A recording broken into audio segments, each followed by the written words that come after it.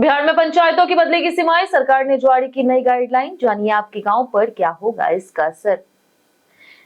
बिहार में पंचायत व्यवस्था से जुड़ी एक बड़ी तैयारी शुरू हो गई, जिसका असर आने वाले समय में लाखों ग्रामीण परिवारों पर पड़ सकता है। अगर आपका गांव किसी ग्राम पंचायत, पंचायत समिति या फिर जिला परिषद क्षेत्र में आता है, तो यह खबर आपके लिए बेहद महत्वपूर्ण है।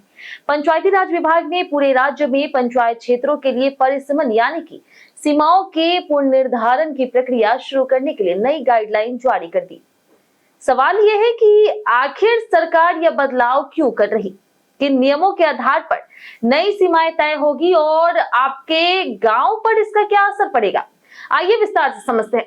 दरअसल बिहार पंचायत राज अधिनियम 2006 के तहत पूरे राज्य में ग्राम पंचायत, पंचायत समिति और जिला परिषद क्षेत्रों का नया परिसीमन किया जाएगा। इस प्रक्रिया में वर्ष 2011 की जनगणना के आंकड़ों के आधार पर बनाए जाएंगे, यानी कि आबादी, भौगोलिक स्थिति और प्रशासनिक सुविधा को ध्यान में रखते हुए पंचायतों की सीमाओं का नए सिरे से निर्धारण होगा।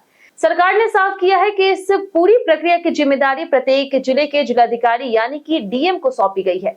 वहीं संबंधित प्रमंडलीय आयुक्त पूरी प्रक्रिया की निगरानी करेंगे, ताकि परिसीमन का काम समय पर पारदर्शी तरीके से पूरा हो सके। नई गाइडलाइन में सबसे बड़ा बदलाव पंचायतों की सीमा तय करने के तरीकों को लेकर के किया गया है। अब जहां भी संभव होगा, वहां प्राकृतिक और स्थायी चिन्हों को सीमा का आधार बनाया जाएगा, यानी कि नदी, पहाड़ी, मुख्य सड़क, रेलवे लाइन और अन्य सार्वजनिक स्थायी संरचनाओं के आधार पर पंचायतों की नई सीमाएं तय की जाएगी। इससे भविष्य में सीमा विवाद कम होने की उम्मीद है और प्रशासनिक कार्य भी अधिक व्यवस्थित हो सकेंगे। इतना ही नहीं, निर्वाचन क्षेत्रों की नंबरिंग भी अब एक तय दिशा में की जाएगी। इसकी शुरुआत उत्तर पश्चिम दिशा से होगी और दक्षिण पूर्व दिशा तक चलेगी। इससे पूरे राज्य में एक समान व्यवस्था लागू करने में आसानी होगी। सरकार ने गांव के विभाजन को लेकर के भी स्पष्ट निर्देश दिए। सामान्य परिस्थितियों में किसी भी राजस्व गांव को दो हिस्सों में नहीं बांटा जाएगा, यानी कि पूरा गांव एक ही निर्वाचन क्षेत्र का हिस्सा रहेगा। हालांकि यदि किसी गांव की आबादी बहुत अधिक होगी और कोई दूसरा विकल्प उपलब्ध नहीं होगा, तभी उसे एक से अधिक निर्वाचन क्षेत्रों में शामिल किया जा सकेगा। इससे ग्रामीणों को प्रशासनिक परेशानियों से राहत मिलने की संभावना है। गाइडलाइन में ग्राम पंचायत, पंचायत समिति और जिला परिषद तीनों स्तरों के लिए अलग अलग नियम भी तय किए गए हैं।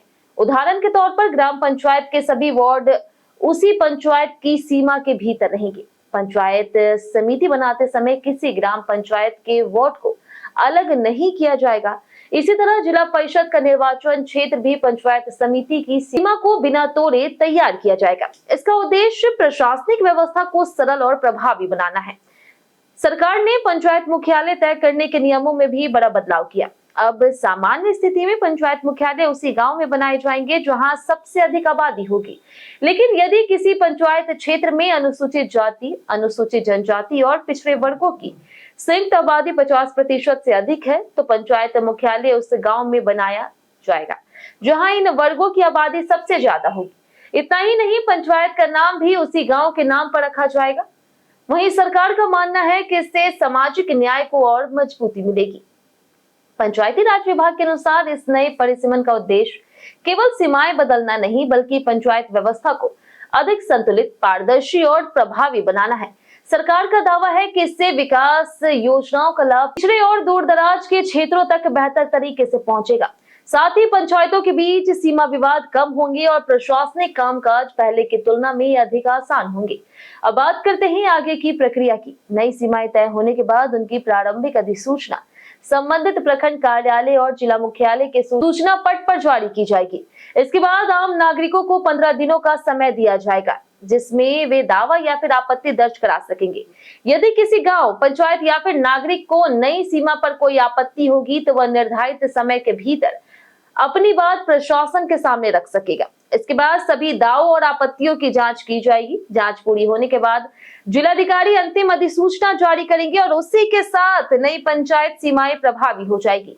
कुल मिलाकर के बिहार सरकार पंचायत व्यवस्था में बड़ा बदलाव करने की तैयारी कर रही। यह बदलाव केवल नक्शे पर सीमाएं बदलने तक सीमित नहीं रहेगा, बल्कि आने वाले पंचायत चुनाव, विकास योजनाओं, प्रशासनिक व्यवस्था और ग्रामीण प्रतिनिधित्व पर भी इसका सीधा असर देखने को मिल सकता है। इसलिए यदि आप बिहार के किसी भी ग्रामीण क्षेत्र से जुड़े हैं तो इस प्रक्रिया पर नजर बनाए रखना आपके लिए बेहद जरूरी है। आने वाले दिनों में यह परिसीमन राज्य की पंचायत व्यवस्था की नई तस्वीर तय करेगा।